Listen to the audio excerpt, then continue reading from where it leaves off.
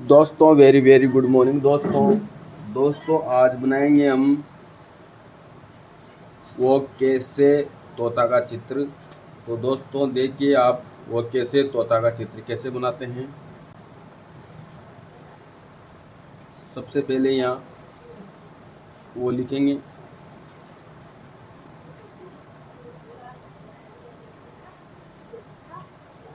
ये वो लिख लिया है दोस्तों।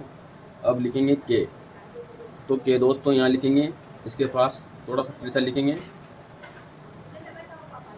ये के लिख लिया है दोस्तों, एक के।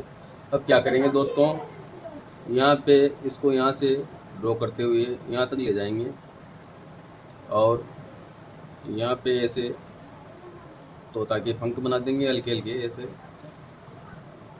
ऐसे दोस्तों। इस लाइन को भी